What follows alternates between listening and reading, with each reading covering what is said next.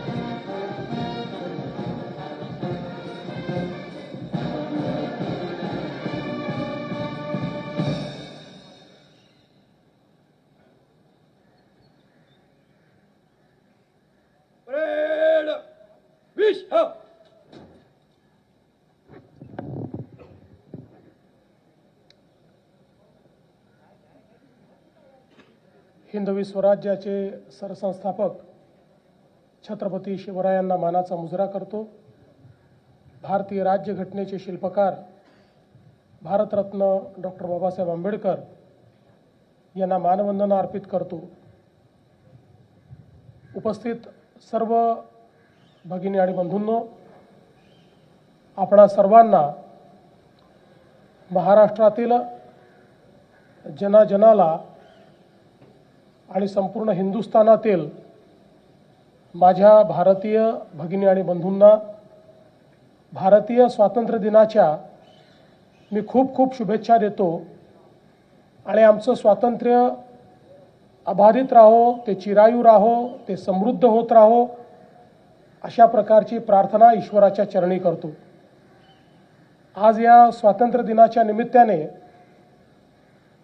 ज्या ज्या लोकांनी या स्वातंत्र्याकरता बलिदान दिलं, ज्यांनी स्वातंत्र्याच्या लढ्यामध्ये योगदान दिलं, अशा सर्व स्वातंत्र्य संग्राम सेनानी आणि शहीद यांच्याप्रती मी माझी आदरांजली अर्पित करतो, भावांजली अर्पित करतो। त्याचप्रमाणे आमच्या देशाच्या रक्षणाकरता लढणारे आमचे सैनिक यांच्याही प्रती मी या ठिकाणी अतिशय मनपूर्वक अशा प्रकारची आदरांजली अर्पित करतो। आपल्याला कल्पना आहे की नुकतेच ऑपरेशन सिंदूरच्या निमित्ताने भारतीय सेनेने भारताची शक्ती काय आहे हे संपूर्ण जगाला दाखवून दिलं। ज्या प्रकारे ऑपरेशन सिंदूरमध्ये भारताच्या सेनेने अतिशय शिस्तबद्ध पद्धतीनं सर्व आतंकवाद्यांचे आणि पाकिस्तानच्या मिलिटरीचे टार्गेट्स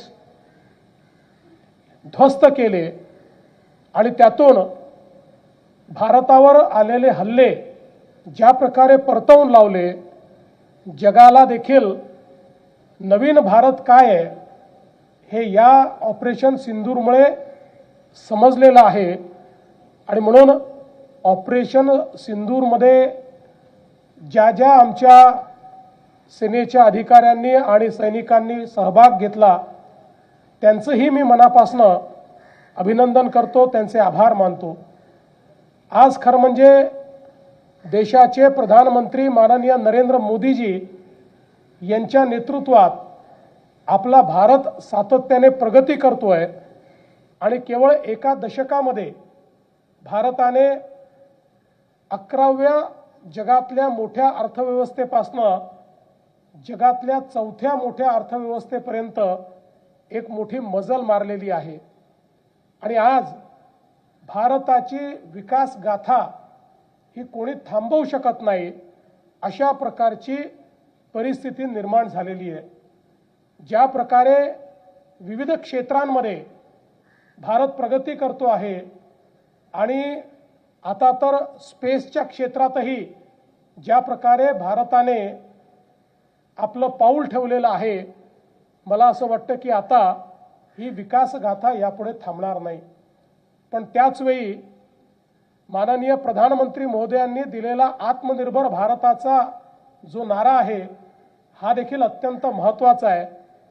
भारताला आत्मनिर्भर करण्याकरता आपल्या सर्वांना मिळून प्रयत्न करावे लागतील। भारताला आत्मनिर्भर करण्याकरता जगातलं जे उत्पादन आहे, जगातल्या ज्या व्यवस्था आहेत, त्या सगळ्या भारतामध्ये उभ्या कराव्या लागतील, तयार कराव्या लागतील, गुणवत्तेनं तयार कराव्या लागतील। सगळा नवाचार, स्टार्टअप्स, टेक्नॉलॉजी या सगळ्या गोष्टी भारतामध्ये तेवढ्याच समर्थपणे आपल्याला उभ्या कराव्या लागतील आणि त्या दिशेने भारताची वाटचाल चाललेली आहे।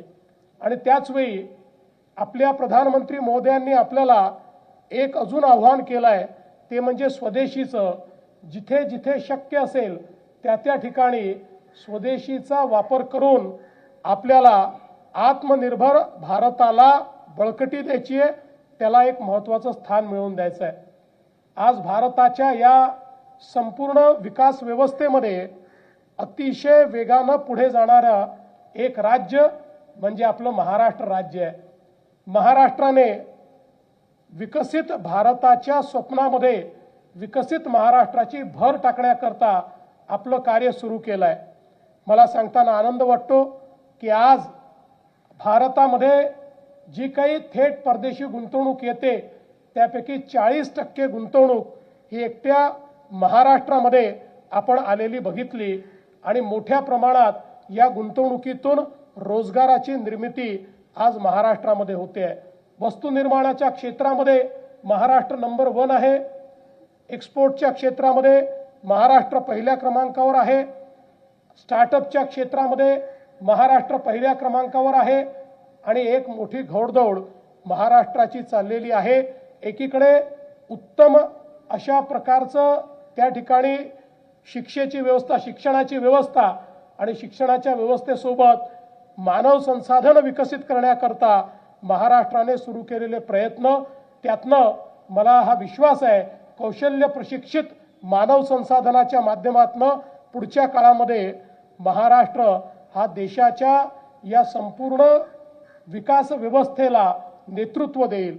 आज आपल्याला माहिती आहे की महाराष्ट्रामध्ये शेतकऱ्यांकरता मोफत वीज देण्याचा निर्णय आपण घेतला आणि 5 वर्ष शेतकऱ्यांना आपण मोफत वीज देतो आहोत.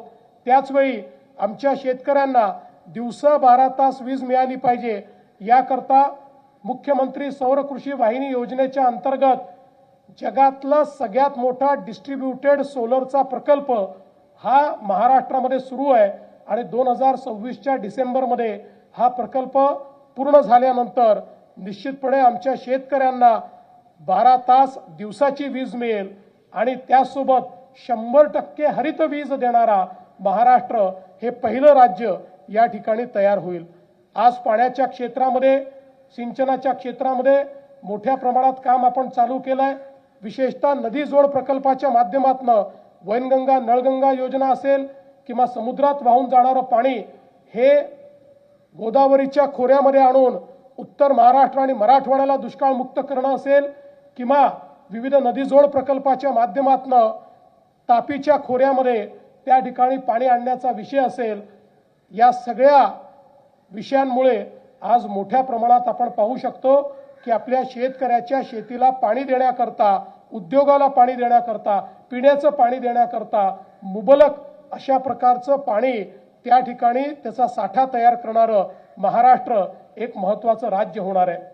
आज वेगवेगळ्या क्षेत्रामध्ये ही जी काही महाराष्ट्राने भरारी घेत असताना आमच्या शेतीच्या क्षेत्रातही आर्टिफिशियल इंटेलिजन्सचा वापर करून आपण शेतीचं क्षेत्र हे कशा प्रकारे त्या ठिकाणी फायद्याचं होईल, शेती कशी वातावरणाच्या बदलापासनं आपण संरक्षित करू शकू, अशा प्रकारचा प्रयत्न देखील आपण या निमित्ताने करतो आहोत.